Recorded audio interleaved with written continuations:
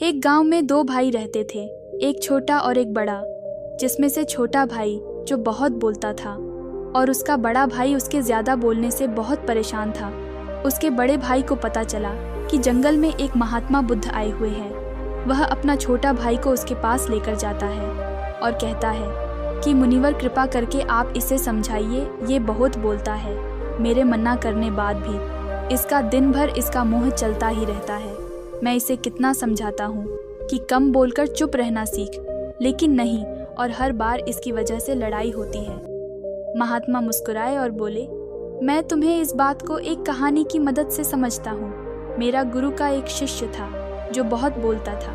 वह हर समय इधर उधर की बातें करता था और कभी शांत नहीं रहता था। जब वह दान लेने जाता तो हर घर से एक नई कहानी लेकर आता और आश्रम के दूसरे शिष्य को सुनाता, और एक शिष्य को दूसरे शिष्य से बुराई करता, चुगली करता और दूसरे के सामने अच्छा बनने का प्रयास करता और खुद के मुंह से ही खुद की तारीफ करता रहता और हमेशा खुद को गुरु के सामने सबसे बुद्धिमान और उत्तम साबित करने का प्रयास करता।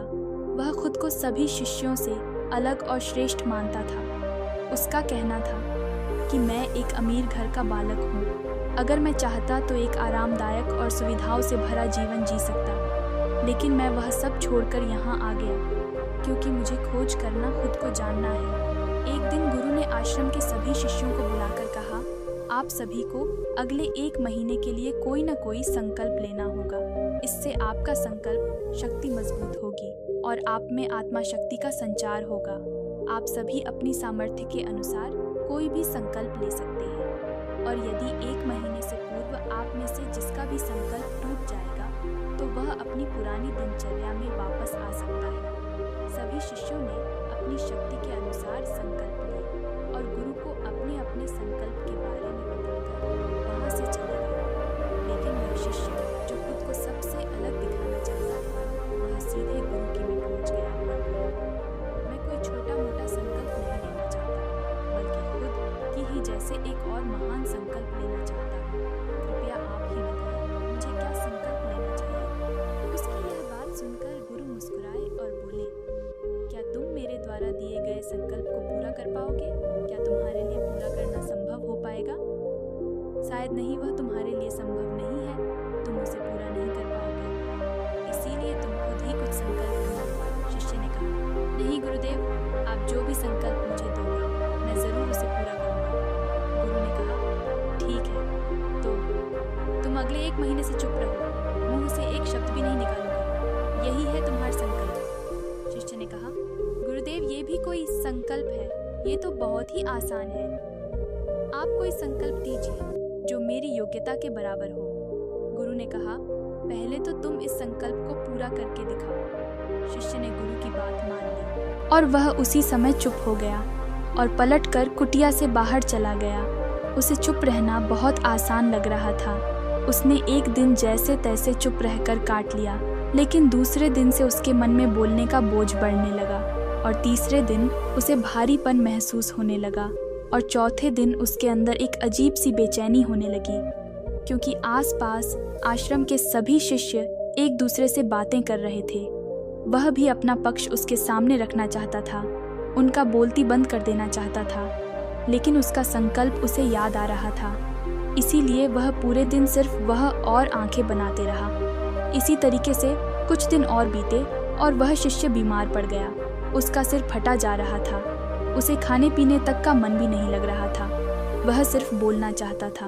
वह गुरु के पास गया और उनके सामने लिखकर उन्हें बताया, गुरुदेव, मैं बोलना चाहता हूँ, बिना बोले मुझे सांस नहीं आ रहा है, मेरा दम घुटता जा रहा है, मैं अंदर ही अंदर पागल हुआ जा रहा हूँ, मैं क्या करूँ? मेरा मन संकल्प को तोड़ने जैसे लग रहा है। यह सुनकर गुरुदेव मुस्कुराए और बोले, मैं संकल्प हटाने के लिए नहीं कहता, लेकिन जो अपना संकल्प पूरा कर लेता है वह अपनी आंतरिक शक्ति को बढ़ाता है, और जो अपनी आंतरिक शक्ति को बढ़ा लेता है वो समाज और जागृति के राह पर आगे बढ़ जाता है। संकल्प का भी लेना तुम्हारे हाथ में था और तोड़ना भी तुम्हारे में है। तुम्हारे बहुत से भाई अपने संकल्प को तोड़कर अपनी पुरानी दिनचर्या में वापस जा सकते हैं, लेकिन याद रहे अगर आज तुम इस छोटे से संकल्प को नहीं संभाल पा रहे तो तुम अपनी बाकी की पूरी जिंदगी को कैसे संभाल सकोगे। बाकी फैसला पूरी तरह से तुम्हारी हाथों में है। गुरु की यह बातें उस शिष्य के दिल में चोट लगने जैसे लगा। वो बिना कुछ बोले वहां से वापस चला गया और खुद को अपनी कुटिया में बंद कर केवल वह अपनी जरूरी कामों के लिए कुटिया से बाहर निकलता बाकी सारे समय कुटिया के अंदर ही बैठा रहा। 15 दिन बीत चुके थे और आश्रम के लगभग सभी शिष्य का संकल्प अब टूट चुका था, लेकिन उसका संकल्प अभी भी जारी था। संकल्प लेने के बाद से अब तक उसने एक शब्द नहीं बोला। सारे आश्रम के लोग हैरान थे कि इतना बोलने वाला इंसान चुप कैसे है। 15 दिन बीत जाने के बाद वह अपने गुरु के पास गया और लिख कर बताया, हे गुरुदेव, मैं बाहर से तो चुप हूँ, लेकिन मेरे भीतर बहुत सी आवाज़ें हैं, बहुत से चीख पुकार और शिकायतें हैं। अंदर ही अंदर बात करता रहता हूँ। मेरा मन तरह तरह के प्रश्न पूछता है। मैं बाहर से जितना मौन, भीतर से उतना ही शोर शराबे से भरा हुआ है। क्या इस तरह से मेरा संकल्प अभी भी है? गुरु ने कहा, हाँ, तुम्हारा संकल्प अभी भी जारी है, लेकिन जब तक लोगों की ये आवाज़ें तुम्हारे कानों में पड़ती रही, तुम्हारा मन बोलता रहेगा, क्योंकि इसे तो आदत है। तुम भले ही बाहर से चुप हो, लेकिन तुम अंदर ही अंदर बोलते रहोगे। तुम्हें इन बातों से, आवाज़ों से दूर जाना चाहिए। शिष्य गुरु को प्रणाम कर वहाँ से चला जाता है और सुबह होते ही अपनी कुटिया छोड़कर जंगल की ओर चला जाता है। कई दिन बीत जाते हैं, संकल्प का समय भी पूरा हो जाता है, लेकिन शिष्य लौटकर वापस नहीं आया। आश्रम के सभी को डर था कि कहीं जंगली जानवर ने उसे खाना बना लिया हो। इस बीच उसे ढूंढने की बहुत कोशिश की गई, लेकिन वह कहीं नहीं मिला। गुरु भाइयों ने मान लिया था कि जंगली जानवर ने उसे अपना शिकार बना लिया है, लेकिन गुरु को ऐसा नहीं लगता। एक दिन आश्रम का एक अन्य शिष्य गुरु के पास आया और बोला, गुरुदेव, हमारे उस अधिक बोलने वाले भाई के साथ क्या हुआ होगा? क्या जानवरों ने उसे मार दिया होगा? गुरु ने कहा, हो सकता है कि जानवरों ने उसे अपना शिकार बना लिया हो, लेकिन उसके ना लौटने का एक दूसरी वजह यह हो सकती है, शायद वह उसे मिल गया है जिसके लिए वह गया था। फिर शिष्य ने पूछा, गुरुदेव, क्या ज्यादा बोलना इतना ज्यादा हानिकारक होता है? गुरु ने बोला, कहाँ इंसान की जीवन के बहुत सारे दुखों में से एक दुख यह है कि वह कभी भी चुप नहीं रह सकता, हमेशा कुछ ना कुछ बोलता ही रहता है। सिर्फ हमारे बोलने का कारण हमारे ज़्यादा से दुख पैदा होते रहता है। हम में से कोई भी चुप नहीं रहना चाहता।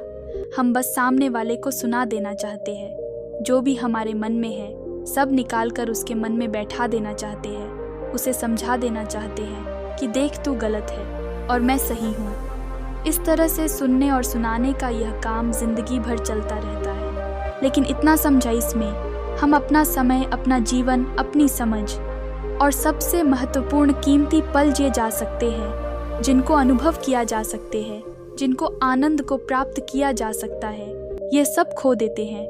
लेकिन इसके बदले में हमें मिलता क्या है? कुछ नहीं, सब व्यर्थ और बर्बाद हो जाता है। शिष्य ने पूछा, तो फिर इसका समाधान क्या है?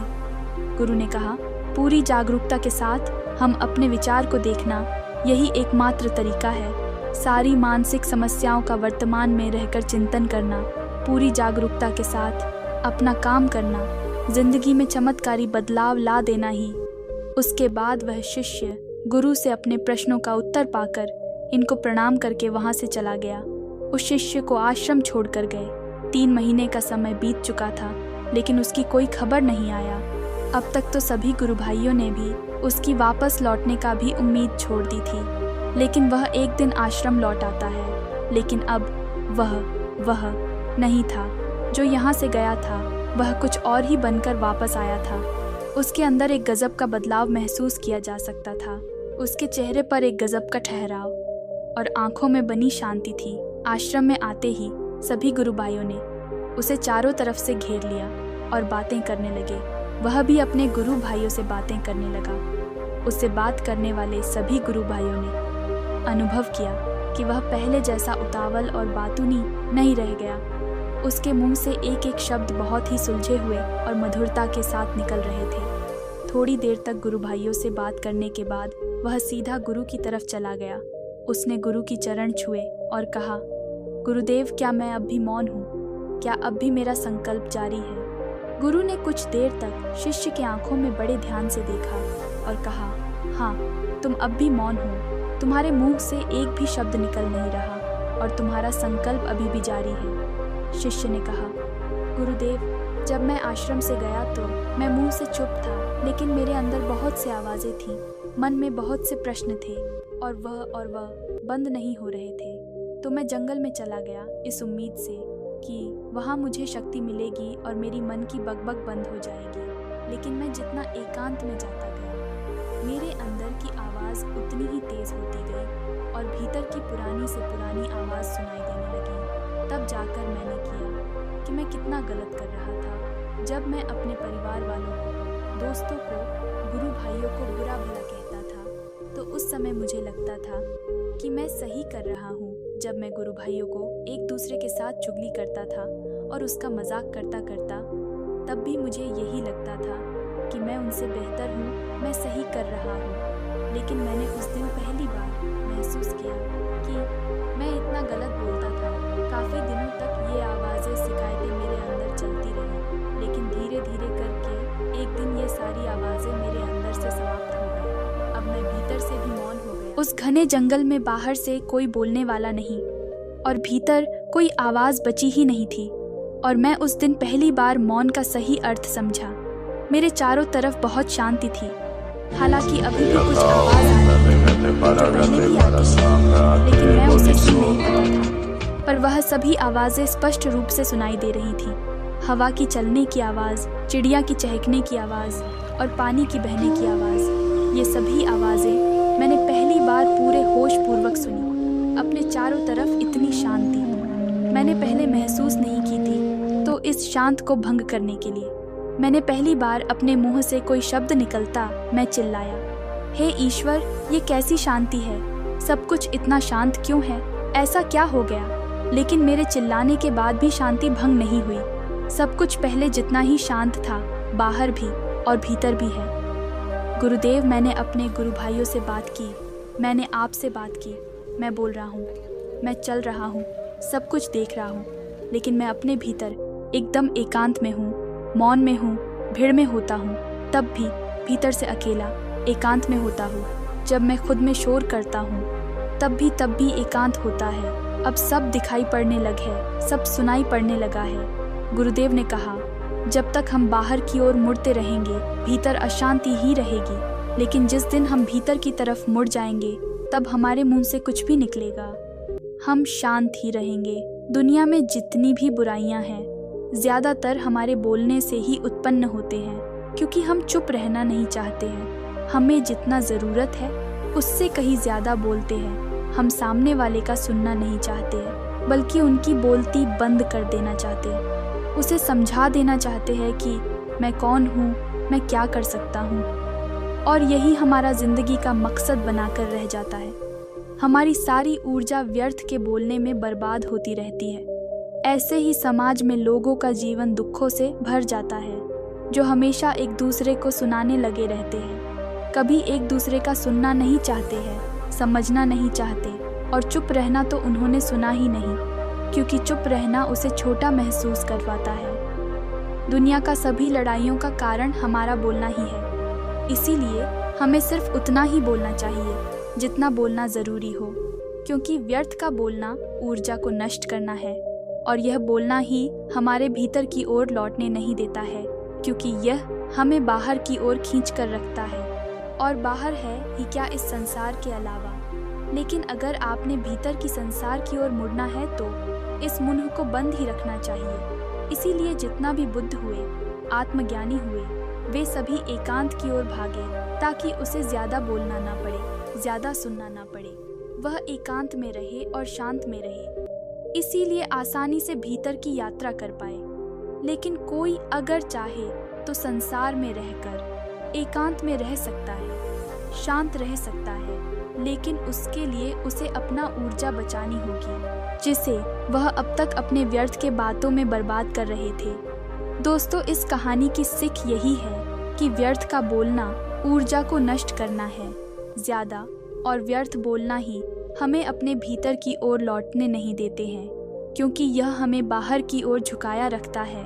और जिन्हें भीतर की यात्रा करनी है उन्हें अपना मुंह को बंद ही रखना चाहिए। मुझे उम्मीद है यह कहानी आपको पसंद आई हो और काफ़ी कुछ सीखने को मिला होगा। कहानी के बारे में अपना विचार आप हमें नीचे कमेंट बॉक्स में कमेंट करके बता सकते हैं। बाकी यह कहानी आपको अच्छी लगी हो तो आप इस वीडियो को लाइक करें और ऐसी कहानी सुनने के लिए मेरे इस चैनल को सब्सक्राइब करें। तब तक मिलते हैं हम एक ऐसी प्रेरणादायक कहानी के साथ। तो मिलते हैं अगले दिन।